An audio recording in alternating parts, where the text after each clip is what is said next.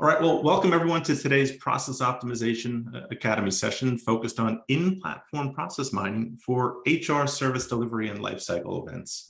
Super excited for this session for a couple of reasons. First, it's a topic that there was high demand for. So that's great, and I really appreciate those of you who reached out via email and posted on the community and said, hey, would you mind doing a session a little bit more focused on HR? So thank you for that input, and I'm happy to oblige there. The second reason that I'm excited for this session is it does help to highlight the growth of our in-platform process mining solution in two ways. One is our continued expansion into other workflows. So if you're not familiar, process optimization was initially available for ITSM and CS and customer service management. But as of the Tokyo release, we've now opened it up and expanded it to cover both HR as well as creator workflows. And the goal long-term is to continue to expand and have complete coverage for all workflows on the platform with process optimization. The second thing that's sort of cool about this session is it allows us to kind of highlight, or not kind of, it allows us to highlight one of Tokyo's enhancements, which is multi-dimensional mining, or the ability to visualize interconnected processes in a single map. So we're going to look at an onboarding example today in which you have a high-level lifecycle event, and then there'll be subtasks that could be aligned to that onboarding case. But before we get started and get to all the fun stuff, we have to get to the Academy housekeeping and the Academy housekeeping, get that out of the way for the newcomers and those who just happened to stumble upon one of our recordings for the first time. And the recordings are becoming more and more popular. The views, I'm very humbled by the amount of people that are interested in the topic and viewing it. And I anticipate there's going to be a lot of new viewers due to the focus on HR this time around. So the purpose of these sessions are to help us all get better educated on ServiceNow's in-platform process mining capabilities. We'll provide how-tos, practical guidance and use cases, product updates, and just as a group exchange ideas and collaborate so we all continue to get better. How the sessions operate, we'll have a scheduled topic that we'll cover usually for the first 30 to 40 minutes of the session. Then we'll open it up for questions on the chosen topic for that session. Then we'll open it up for general questions that go above and beyond the topic, sort of an office hours style fashion. The sessions are recorded and eventually posted on the community. So just be aware of that fact. When you go to answer your question, you are going to be recorded. And finally, feel free to post your questions in the Q&A section. I'm going to open the mics up towards the end of this, but having the questions in the Q&A are super helpful. If there's times where I can get to them as we're waiting for something to happen on an instance, I'll get to those questions in the Q&A whenever possible. And then for situations where we don't have an answer for your question immediately, we'll follow up and post them to the Process Optimization Product Hub on the new and improved community forum that's out there. I mean, maybe we'll use them as a topic for a future session. And that's, again, a reminder, if you've got ideas for sessions or things you want us to cover on these calls, please post them on the community. I'm always looking for new ideas. This is the slide that says anything we say and do here today can't be held against me in the court of law. It's also the slide that says, as part of these conversations, if we make any forward-looking statements about what might be coming in future releases, you should take them as forward-looking statements and make no decisions based on them, because things are always subject to change. I'm assuming you've read the fine print. Now, for those that are new, just a quick intro to me. My name is Dan Grady. I've been with ServiceNow for about 6 years now, primarily focused on our Now Intelligence solutions and helping our customers understand how to get more value out of the data that is flowing through the platform. So things like performance analytics, predictive intelligence, the virtual agent. And now I've got the pleasure of helping our customers better understand how they could use our in-platform process mining solution to X-ray their workflows and find opportunities to improve them. What we'll be doing today, we'll do some process mining 101, as always, a little bit deeper, a little bit more time there today, because again, I anticipate a newer audience because of the HR focus. We'll talk about a few common inefficiencies that we see when looking at HR processes, but as you'll see, they kind of apply across most workflows. Then we'll do a quick demonstration of how somebody would interrogate or use process optimization to find some insights as part of an HR case process flow. And then, this is the exciting part, we'll create 2 visualized process maps. One will be just on an HR case flow, and the second will be a little bit more advanced when we start to put together a map for a lifecycle event. So we'll have a lifecycle case, and we'll link it to two activity sets so we can visualize that. We'll get to all your questions. We'll talk a little bit about how you can get started once you get all amped up about what you saw here today, talk about resources, and then future sessions. So as always, the quick process mining 101 for our newcomers. With everything we do, there's a design and desired path in our minds for how it should work and how things should play out, whether that be planning an event like these academy sessions or a workflow with either an HR case or a lifecycle event.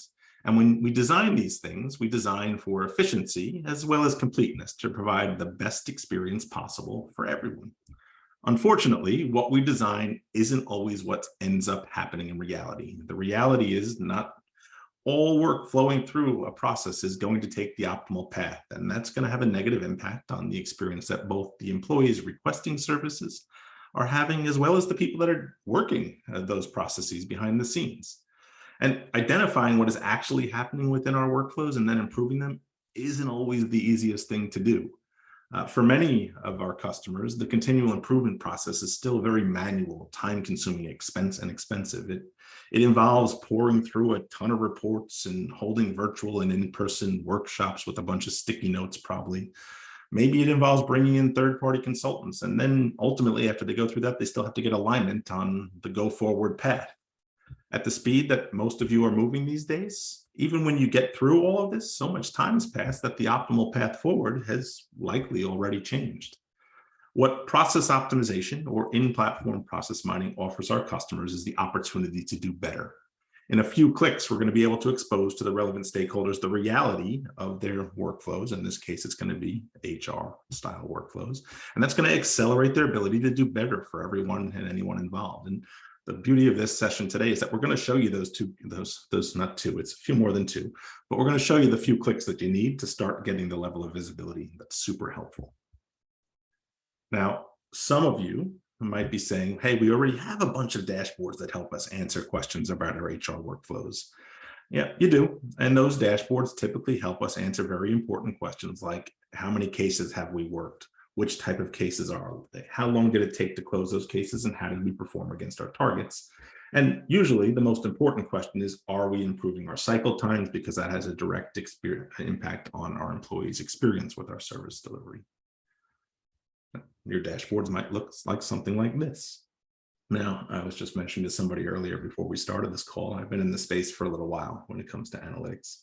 One of the things that I've learned is that information tends to be the most addictive and contagious things out there. The first thing that happens when you share a dashboard like this, leadership starts seeing things that they haven't seen before, and then they have more questions, right? Why are our net promoter scores going in that direction? Why are our closure times trending that way? I mean, sometimes the answers to those why questions are not the easiest to get. That's where process mining comes in. Process mining helps us answer a lot of those why questions behind the KPIs that we haven't been able to answer before. Things like, where is the process stuck? Where is unnecessary rework happening? Where and why are cases going to on hold or awaiting employee information? Right? Hey, if we're outsourcing some stuff to some vendors, which vendors are helping us run faster and which ones are helping us run slower? And one of my favorite ones that everybody always wants to know is, who's holding on to the tickets the longest? These are all questions that process mining is going to help us answer, right? You're going to see today that it's going to help us get to the why behind all those HR KPIs that we might be focused on from an organizational perspective. And we can get to those whys for a single table process like this one here for HR cases.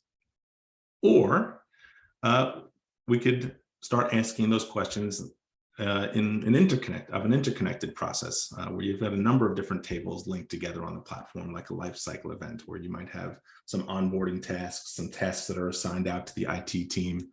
We now have the ability to visualize those in a single process map to help give you that more complete picture. Whoops, going the wrong way in the slides. Now, since this is an HR focused session, and I've mentioned this already, that I'm anticipating that this might be the first exposure to process optimization. So I wanted to make sure that I included this part of the conversation if this is your first exposure to what we're doing here. If you think about it, the process for improving or optimizing a workflow, there's really 4 stages: detect, analyze, improve, and monitor. And we have the ability to help our customers on a single platform move through all 4 of these stages. So if you think about the detect phase, that's all about identifying that there's something that's not going the way that you expected, finding anomalies within your process. And there's a number of ways on the platform we help our customers do that, whether it be notifications on SLAs, or you've got some performance analytics, key performance indicators that have targets and thresholds with notifications tied to them. Number of different ways on the platform to help you understand that something's going bump in the night. And then once you know that's happening, you move to the analyze phase. And this is where process optimization really dominates. It helps us start asking all these questions about why those things are happening and how to improve them. So it gives us our visualized process maps, our bottleneck analysis, our root cause analysis, our variation analysis, and a machine learning driven solution called automation discovery to help us analyze why things are happening. Once we understand why things are happening and have an idea on how we want to improve them, that's where the rest of the platform comes into play, right? It's all about improving things. So maybe process optimization helps us identify an intake challenge that we can improve by adding a virtual agent conversation. Maybe process optimization helps us identify a multi-hop issue, and we can address that using predictive intelligence to help cases find the right assignment group in a much more efficient fashion. Maybe process optimization shines the light on a manual step that we're taking that we can automate away with an integration with Integration Hub, or potentially using robotic process automation to help us create an automation for a repetitive task. Maybe process optimization helps us identify something that we can just stop doing from a human perspective. This happens quite often where we're looking at a process and we say, hey, why are there 2 levels of approval on that thing there? Maybe we just need 1 level of approval, and that will remove 3 days from our closure times, or average closure times. So lots of different ways to improve on the platform, some automated, some human.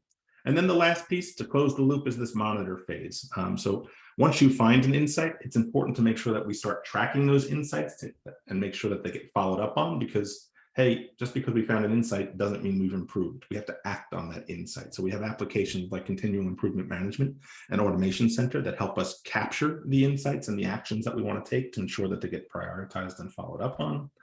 And then we've got things like performance analytics and benchmarks to help us start communicating the impact that those improvements are making. All of these things on a single platform really helps us provide our customers a pretty compelling story if you think about creating a closed loop continual improvement experience, right? That's the key here, is making sure that this is a closed loop repetitive thing, right? We want to make sure that process optimization becomes part of our routine and just not this one-off process mining science project that we're doing. It should be a continual thing because we're always striving to get better. The fact that you have all the pieces on a single platform is a big benefit to many of our customers, and we think a pretty unique experience. All right, now, one of the things that I'm asked quite often is, hey, Dan, this is kind of our first exposure to process mining. Process mining is like a new muscle for a lot of the customers that I'm speaking to. So I always find it helpful to share some common use cases or process inefficiencies and non-conformant activities, just to get the juices flowing. Thinking about, hey, you probably have some of these things, you haven't been able to quantify them or maybe communicate the impact so to help you prioritize improvement projects inside of the organization. The first is multi-hop issues, or in some cases, ping-ponging between different groups, right? Reassignments are very time consuming and in general reduce overall productivity. And there may be any number of reasons why a case is getting reassigned, but in order to improve, we need to get a handle on who is reassigning cases and the types of cases that are being reassigned and to whom. And once we get a better understanding of this, we can take actions to reduce the amount of reassignments that are taking place and improves our speed and productivity. So multi-hop issues, something that process optimization is really good at exposing or providing insights around. The next one is the misuse of the suspended state, or I've heard this called, some people call this, how do we catch people that are gaming the system, right? The suspended state exists for a reason, but sometimes it's misused, and it's just some people are just using it to stop the SLA clock. And obviously, this has a negative impact on throughput times and ESAT scores. So getting better visibility into how often the suspended state is used, by who, when, and how long it's used is often useful information for organizations. Now, sometimes cases require us to go back to the employee for some additional information. And this might be part of the process, but other times these situations highlight an opportunity to improve an intake experience and gather more relevant or necessary information upfront to speed the closure process, right? So you've got different parts of the process. Sometimes we need to get employee acceptance. Part of the process requires us to get employee acceptance before we can close the case. And that's just a natural part of the process. But sometimes when we reach out to employees to get that acceptance, the case then comes back to work in progress. So there's something that wasn't right. Potentially, we could gather more information up front to ensure that we don't get it reassigned back to work in progress, or potentially we need to do a little bit of training there or create a knowledge article. So anytime something goes out to an employee and then potentially comes back is an opportunity to improve. And that's where this one comes in as well, looking at solutions that have been rejected by the employee. Anytime a solution is rejected by an employee, there's a productivity impact both for the requester and the fulfiller. It also has a negative impact on ESAT scores again. So identifying categories of cases or groups involved helps give us direction in terms of training opportunities or maybe knowledge article quality improvement opportunities that are out there. This one is always interesting to me because when you start digging in and asking questions about this scenario, it varies the answers that you get back. But cases that go directly to closed could be potential self-service targets. I had a customer the other day describe the scenario where a call may come in and the agent answers the question over the phone by sending the employee a KB article, and then they just move that case directly to closed. And I love the way that they described it to me because they said, we think of that scenario as having a human search engine because we already had the content, the person just chose not to find it. So getting a better understanding of these types of scenarios can help them identify future knowledge articles or virtual agent conversations, or maybe areas where they can just market the self-service options they have a little bit better. I mean, the last common use case is this channel or source performance. So just getting a better understanding of the volume of cases coming in via each channel and the impact each channel has on velocity is something that a lot of customers are interested to. Are there certain types of cases coming in via certain channels that go to on hold or awaiting additional information from the employee more often than others? In those scenarios, can we improve that intake experience? And if we did, what would be the productivity impact? So that's another popular one. All of those types of analysis or use cases, they're pretty straightforward to do with process optimization. In fact, some of them are things that we package up with our HRSD content pack for process optimization. So what you'll find is with most workflows that we have out of the box, we provide content packs that contain, we call them finding definitions that help guide our customers to certain common inefficiencies and non-conforming activities. Some of the ones we just ran through there are part of that content pack to jumpstart you. Now, last thing before we get into the instance, we're obviously using process optimization here at ServiceNow. And when we applied it to our own HRSD workflow, we identified that we had 74% of our cases were needing to be recategorized, sorry. And that had a downstream impact of 60% of our cases taking longer than 6 days to get to closure. And as we started to dig in and look at areas where we can improve the intake experience to reduce these things, reduce the times that things went to general or other, like that's one of the areas that we focused on. There was a lot of stuff that was going into general or other, we were just being lazy employees.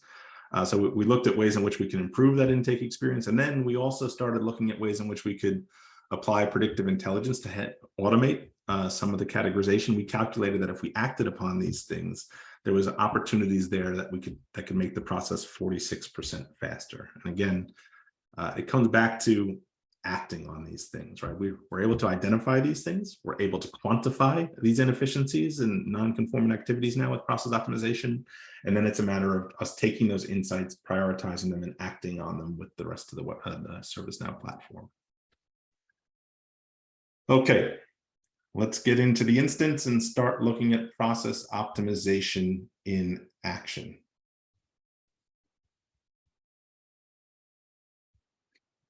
Now, I'm going to start my journey here on a performance analytics dashboard. Just to be clear, you don't need to be using performance analytics to use process optimization. Do we think it helps you create a more complete experience if you are using the two in combination? Yes, but it is not a requirement to be using performance analytics to use process optimization. But in many cases, your journey might start on a dashboard like this or somewhere else, where you're looking at some key performance indicators around HR case management, like ESET scores and closure times. And you might see that your closure times are trending upwards, which is going to trigger the question of, well, why is that happening? And right from performance analytics, you can drill down and you can get to process optimization and the process optimization workspace. Again, don't have to start this way, but you could. And it's going to take us to a landing page for the mining we've done for our HR cases. And in this case here, we've mined about 2,500 HR cases. Those HR cases have taken 234 routes to get to closure, and their average duration is 6 days in this case. The first thing that you're going to see on this summary and insights page is these insights cards. And these are things that come as part of those content packs we provide. You also have the ability to create your own insights cards. And we have some other recorded Academy sessions on creating finding definitions to generate these cards if you're interested in learning how to do that. But it's going to highlight things like, hey, those solutions that are getting rejected after proposed closure. And we're going to come back and dig into this because, wow, we've got 72% of our cases of these 2,500 that we mined that met that criteria. Or those cases that are slipping through the cracks and going directly to close from ready and then being reopened. Or those cases that are misusing the suspended state. So these insights cards, again, highlight some areas of opportunity, and we can drill down and narrow in and just focus on these cases right from the beginning. On this summary and insights page, we also have our bottleneck analysis, which is going to show us things like which hops are happening most often, or hey, which hops in the process are taking the longest to complete on average. We can start focusing on the bottlenecks within a process. We also have our variation analysis. So whereas bottleneck analysis shows us the individual hops in a process, variation analysis looks at the entire route that a case may take to get to closure. So we can start looking at, here's our 234 routes. Maybe we want to look at the route that was taken most often by cases, or maybe we want to look at the ones that have the most steps. And this is going to look a little bit scary, but I'm sure you have a few cases that have went this route as well back at home. Or maybe you want to look at the routes that are taking the longest on average to see if there's an opportunity. And on any one of these, we can drill in and just view the process map for the cases that took those paths.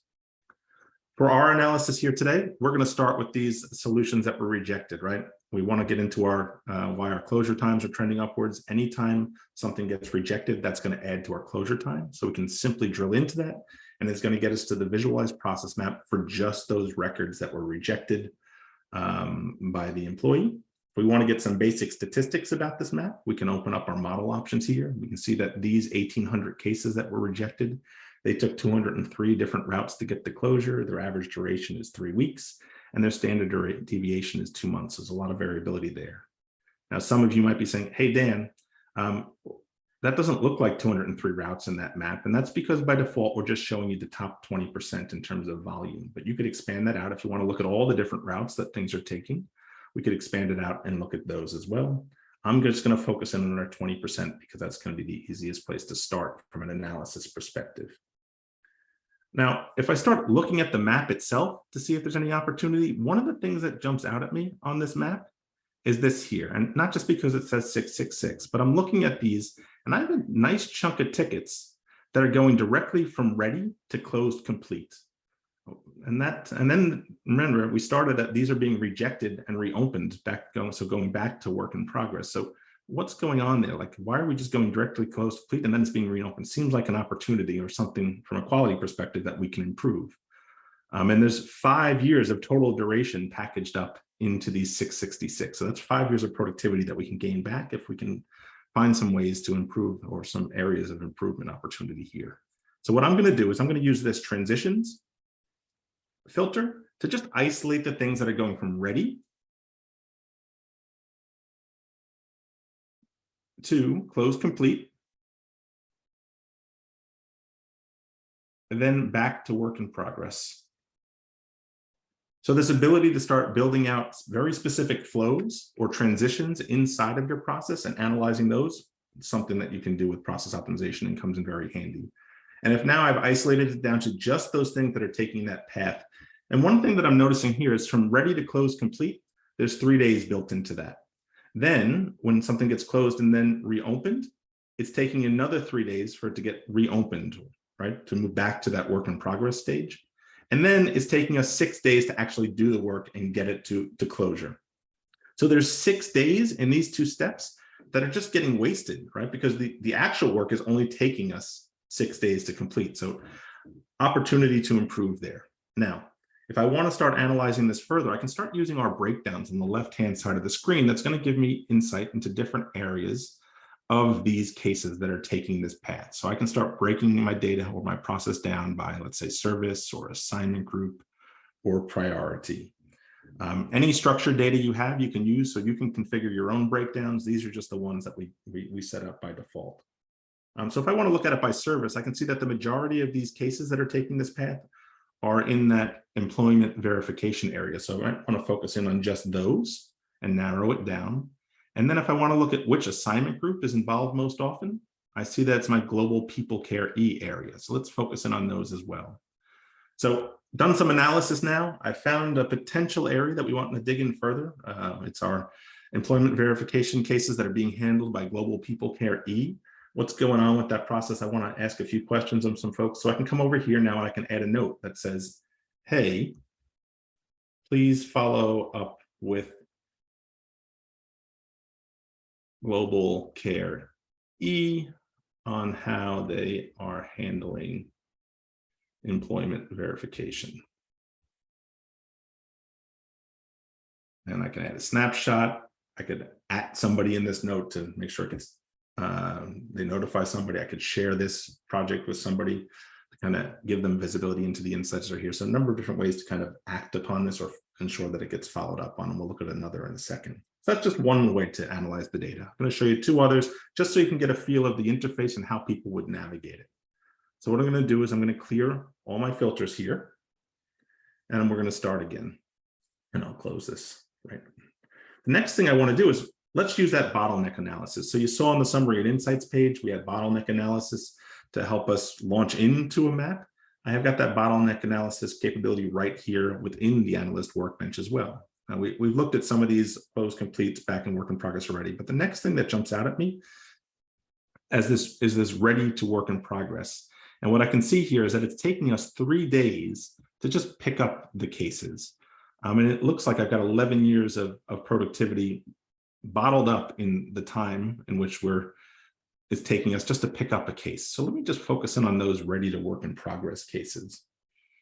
And if I start using my breakdowns again to analyze these cases, I can see, well, while global talent is the one that's got the most cases in this bucket, if I use the average duration, it looks like this global people care team, they've got something's going on there. Why is it taking 1 month and 4 days for them to close a case? So let's just focus in on that global people care team, isolate those guys. And now what I can do is I can start comparing this team. Maybe I want to compare it to those other global people care groups to see where in the process there might be opportunity or where in the process they're taking longer than others.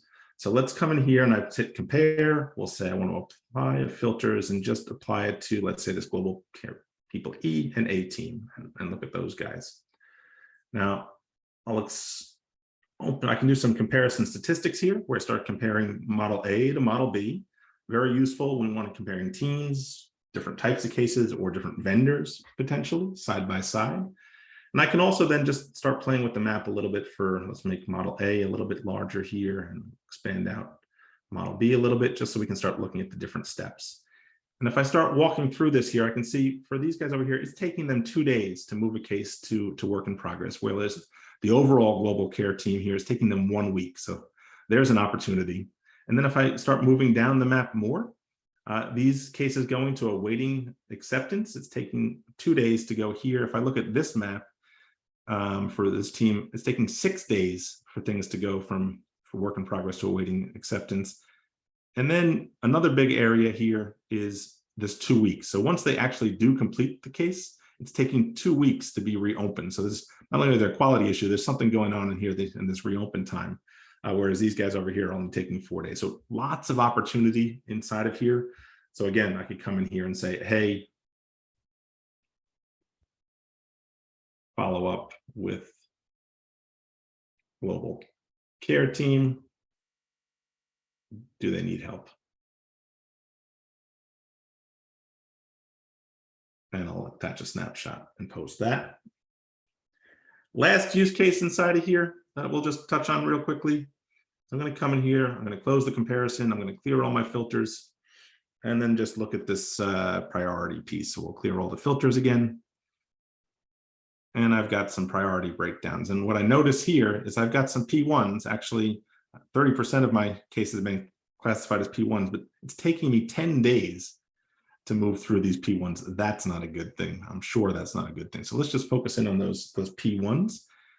And if I come over here to the service, it looks like my referrals, right? 1 month and 1 week for referrals. And these are P1s. What's going on with those? And I can focus in on these referrals, hit apply, and start looking at the process itself. Maybe I want to expand the map and see where in the process there might be some opportunities. And if I start looking at this, the fact that for P1, it's taking 5 days for these to get to work in progress is a problem, right? And just so I can see, I've got my histogram here that helps me kind of show the distribution. So it's not like 1 or 2 things that are skewing this. It's taking me 7 days for things that get reopened. And again, just making sure that most of the stuff is falling towards the front and it's not 1 or 2 cases that are out there skewing things. Just some opportunities to improve here, especially these ones that are going to awaiting acceptance, also an opportunity. Now, if I bring this back and say, let me just, that's referrals. So there's an opportunity referrals, but where else is there opportunity with these P1s? Well, employee verification has the highest volume. Let's look at those. And if I expand this out a little bit, what we'll start to see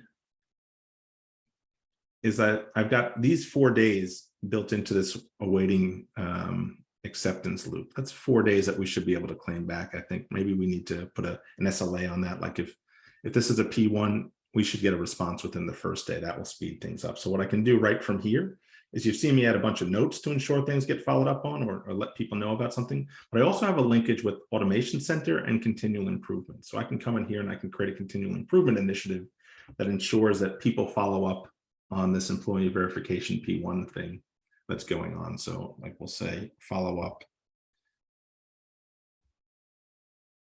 or improve P1 experience for employee verification process. And this will create a continual improvement management record, as you've seen in other class academy sessions. And then we can take these improvement initiatives, prioritize them, share them with other folks, attach projects to them or tasks to them to make sure that they get acted upon. So just 3 different examples of types of analysis you might want to do. I wanted to kind of give you a sense or a feel for how you might navigate the interface and identify some improvement opportunities. Real quick before we get to the authoring piece, just so we can look at, let's say, so we looked at a single process map. Let's open up an onboarding example. And again, real simple, straightforward example. Well, we kept it a little bit more simple. One of the things I will say, these interconnected maps, lots of power, but just like with Spider-Man, with great power comes great responsibility. Right? Just because we can create these interconnected maps doesn't mean it's always the best way to start answering the questions you have about your processes. Very often you might see something in let's say performance analytics or on a dashboard somewhere that tells you that you might have one part of the process that's a problem area. If you already have identified the part of the process that's a problem area, it might be easier to do your analysis with a single map instead of these interconnected ones. But if you're just starting out and you want to dive into this, you can do this as well. So you've got, in this case, we've got onboarding. The main parent case, lifecycle event case, is over here on the left-hand side. I'm going to zoom in a little bit so you can just see. And what we've done here is it walks you through the different activity sets that are part of this. So I can see we've got our pre-boarding tasks. Then it's taking us 4 weeks to go from our pre-boarding tasks to our day one prep tasks, and then 1 week to go from our day one prep tasks to our day one tasks. And if I want to drill into any one of these areas, let's say I've got my pre-boarding test, I see that's taking me 4 weeks. I might want to just jump into those tasks and start analyzing those. So I can come over here. I've got my pre-boarding tasks. I can expand this out. And now I can focus in on those pre-boarding tasks, use my slider to open those up and start analyzing that part of the process. So these interconnected maps, again, give you a nice holistic picture about what's going on inside of a process. But again, you may say to yourself, this might be a little bit too much at first. I want to just focus in on a specific task or a specific part of the process to do my analysis. Really up to you, but it's nice to know that you have the flexibility to create these types of maps if you want. And we're going to walk through the process of creating one in a couple of minutes. All right. Now, most of you are sitting there saying, Dan, this is awesome. Like, how hard is this to do? And that's what we're going to do next. We're going to create our first visualized process map for HR case. So to do that, we're going to come here. And just so you can see, I'm on this screen. If you ever wanted to get to the screen, you'll say Process Optimization in your left-hand nav, and then you can get to the Analyst Workbench right from here. And that'll take you to this screen, and we'll say Create New Project. We're going to call this one Academy HR Case. And we'll say Save.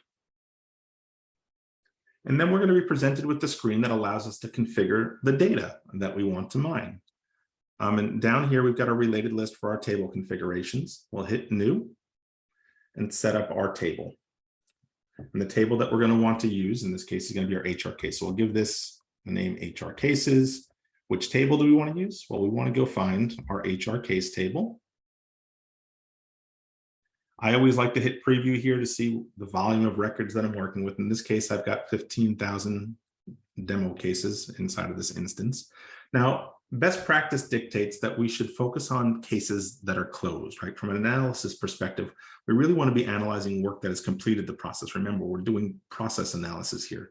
Let's make sure we're comparing apples to apples and looking at things that have went through the cycle of closing. So we'll say active is false. And then the next question that typically comes up is, hey, like, what is the right volume of data? How much data should I be using, or how much data do I need to use process optimization? The answer to that question is, what is a relevant data set for the analysis that you want to do and the questions that you want to answer?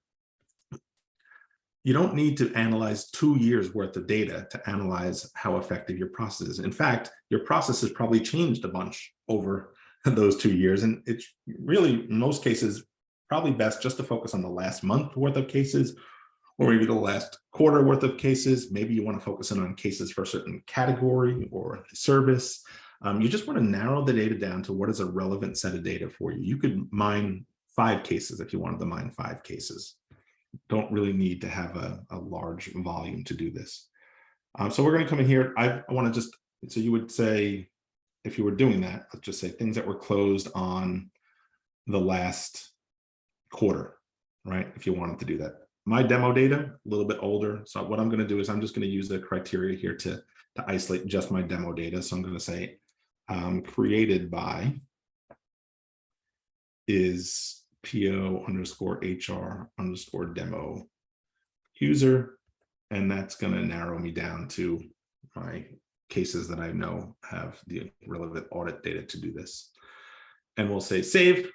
And then once I save that, I've only got one more step that I have to take, and that's to create an activity definition. Activity definitions, what those are the steps in the process that you want to analyze. Very often we're focused on the state transitions within a process. So I can come in here and I can say, hey, you know what? I want to look at how things are moving from state to state within the process. Sometimes you're going to add assignment group. Maybe you want to look at how things are bouncing back and forth between assignment groups. You can have more than one activity for a mining project. I always like to start with just state to get a feel for the data that I'm working with and the analysis that I want to do, but you could have state and assignment group in the same map, you want to start looking at when maybe a knowledge article was attached. If that's changed on the record, if we're capturing that in the audit log, you can add that as an activity definition. You have to have one activity definition to run the project, but you can have more than one if you want to. And then the last thing that we're going to do here is we're going to add some breakdown definitions. We'll just add one for purposes of this exercise. But if you remember, as we were doing our analysis, we had HR service, we had assignment group, we had priority. You can add up to 10 breakdowns per model. In this case, we'll just add our HR service here. We'll say submit. And now we're done. I can go to my project definition and I can hit the mine button. And what this is going to do now is it's going to harvest the relevant data based on the criteria that we just provided from the audit log tables. It's going to take that data, it's going to pass it off to the machine learning infrastructure. So the shared machine learning infrastructure that things like predictive intelligence and the virtual agent uses. We're doing all the heavy duty number crunching on that shared infrastructure. So there's process optimization should have no impact on the performance of your instance because all the heavy duty stuff is happening in that shared infrastructure. Once the mining is done, it's going to spit that finished model back into your instance and you will have your visualized process map. Now, this is the part of the exercise where, since we're using that shared machine learning infrastructure, you're basically in step 2 here, we're getting in line. We're getting in a queue of others, with others to say, hey, when is it my turn to get my mining done? So this could take anywhere from 30 seconds. It could take anywhere from 5 minutes or 10 minutes. Went pretty quick here today, which is good. We were first in line. And once it does this, the number crunching happens, it's going to spit the model back in. I'm just going to check here in the Q&A while we're waiting for this. Don't see any questions in the Q&A as of now, so that's good.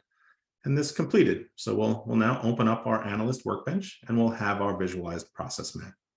It's just that straightforward, right? It's that easy to set up. It's one of the things that we believe give our customers a huge advantage from when they start thinking about getting involved with process mining and using it to find inefficiencies and non-conforming activities in their process. Most of our customers, if you know how to build a report on the platform, you can generate a visualized process map in a matter of minutes, right? You could go turn on the plugins right now in your subprod instance, do what we just did and start getting some insights into your workflows and where there's some potential improvement opportunities. All right, that was straightforward HR case, awesome. Now we're going to take it up a notch and we're going to do a lifecycle event. And again, this is a little bit more advanced, so we'll go slowly through it, but I want you to see the process. It's not overly difficult. It's just got a few additional bells and whistles. So we'll call this Academy Lifecycle Event, and we'll hit save. Now, in this case, we're going to have multiple tables that we're linking together. Essentially, we're going to be linking together the HR Lifecycle Events case table and some HR tasks. So we'll hit New. And we'll call this our Lifecycle Event case table. And the table that we want is our HR Lifecycle Event case. And then the criteria that we're going to use, again, I've got my created by, which gets me to my demo data. Oops, created by. I don't really have the best demo data in this scenario for lifecycle event yet. So we'll say created by is PO_lifecycle event demo user. I'll hit preview. And then I'm going to add this condition of parent is empty. Should be good. Great. Narrowed it down to the data that I know I have for my lifecycle event. Again, you'll probably have timeframes and kind of closed in your cases. I just back to what is the relevant data for the analysis that I want to do from a demo perspective. That's the relevant data that I have in this case. And then we're going to add our activity definition. Have to have an activity definition. Again, state. Highly recommend that you use state when you're starting out. And then we'll add a breakdown just so we have one. And in this case, we'll make it, let's say, assignment group. So we've got our parent table set up at this point. Now what we want to do is we want to link these lifecycle event cases to the tasks at each of the different activity set levels throughout the process. So I'm going to go back to my project definition. And I'm going to come in here and I'm going to add a second table. And it's going to be my task table. So we're going to call these pre-boarding tasks. We want to link to this pre-boarding. And those tasks live in the HR task table. And I'm going to set this up to be, I need to get the ones that are underneath activity. And in the activity set called pre-boarding. So we'll say the title is pre-boarding. Just make sure that I got that right. Great.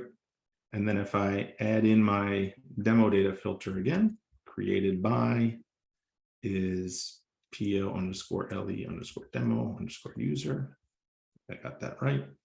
Perfect. We'll narrow it down to that set of data. So again, isolated the data or the tasks that we want to analyze here. And then since we want to link this to our lifecycle event case, we have to choose the relationship. In this case, it's a child because we can have multiple HR tasks linked to that case. Typically, I look at this and say, hey, if these things could be living in a related list on a record for that parent, I'm going to use child. If it's something that I would link via, let's say, a magnifying glass to that parent case, I'm probably going to be using the reference relationship. That's just how I think about it. Now, which table do I want to link this to? I'm going to link it to that lifecycle event case table that we created in the first step of this. And then what field is going to bind these things together? Well, I'm going to use the parent field that's there. So we've configured this piece and we'll say save. Actually, we should have just said submit. So then we've linked our pre-boarding. Oh, I need to give an activity definition. That's right. Always have to have an activity definition. So we're going to say state again. Here, say state, submit. We got one table. And then what we're going to do is we'll go back to our project definition. And we'll add our second table. I'm going to move through this. I'm just being mindful of time. I'm going to move through this fairly quickly. Same exact process as we did the last time. These are our day one tasks. We'll come in here. We'll say HR task. We want to get our activity set. So we'll come here to activity, activity set title is going to be day one. Just hit preview to make sure I got that right. Yep, I'll add my qualifier condition created by,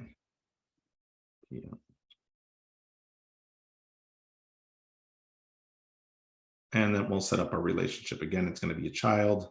Which table are we going to be child of? You'll notice I have both of these tables. If you think about something that's a little bit more hierarchical, where let's say like a request, where you have request, requested item, and then tasks, you could traverse that tree here if you were looking at doing a request, multi-dimensional model or interconnected process. And again, we're going to use parent, say okay. We'll save this, we'll add our activity, and then we'll hit the mine button. So if you have questions, now's the time to put those in the Q&A. Just because we're going to hit that mine button again, we're going to get in line. We'll say state, and I'll have a few minutes to answer some questions, hopefully as we wait for the mining to come in. We'll say submit. Great. And we'll go to our project definition. By the way, this is an important piece. If you started to fall asleep, now's where you dial back in. Look at this checkbox here. So for lifecycle events, right, each of these individual tables here, pre-boarding and day one, or activity sets, I should say, we're going to want those to show up as the transitions in our parent table on the map. So to make sure that happens, we're going to check this box that says use child table configurations as the activities in the parent model. So we'll check that box, we'll hit save, and then we'll generate the full model here. All right, that's going to run. I'm going to check for questions. I got a question here. So a question comes in: if you were doing this for ITSM on incident, change, or problem record where multiple tasks may be involved to service groups, I assume you could reference a specific CI in the CMDB in a similar fashion. Phil, I'm going to take you off mute just so I can understand that question a little bit better to make sure. I know, Phil, you always love to have the CI in your question. Go ahead, Phil. I think I took you off mute there. Just ask if you could ask out loud.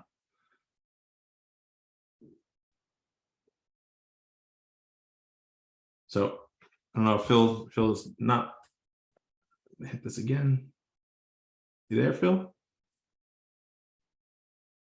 Ah, there we go. Perfect. Didn't have the mute button there. Yeah. Welcome back. Thank you. Sure. Sorry, I've missed the last couple of weeks, but it's been busy.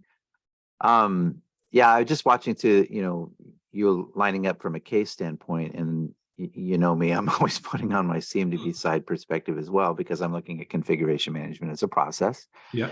And so as you were building that out, I'm thinking to myself, okay, well, if it was an incident or a problem, situation, but I wanted to hone in on a specific group of CIs, for example. Yeah. Maybe there's some problem Windows machines or something, and I want to find out, the process mining of saying, why are all the tickets, going to this particular group that are part of a particular group of CIs always, being a problem, right? And that's when I was watching you walk through assigning the child reference versus the relational. My question was about, when you're specifying the reference, would that be the place where you would reference the CI's perspective? Yeah, a couple of different ways to do that, approach that use case. One would be, maybe if you've already identified the problem area, maybe you just create a model for just those, you use the filter criteria when you're building your model to mine the data up front. So you're already isolating those incidents that are tied to that CI class potentially. Another way would potentially be use breakdowns, breakdown on CI class for if you're mining the incidents. Those would be the two ways that I think I would start initially analyzing it. But we could always look at other ways to do it as well. But those would be where I would start. So my follow-up question is, would it also support a dynamic CMDB group? I don't know that off the top of my head. We'd have to dig in onto that one. Okay. Because that would be based off of a CMDB query. Yeah, I'd have to dig in. I don't know. I have not tried that yet. Okay, thanks. Sure.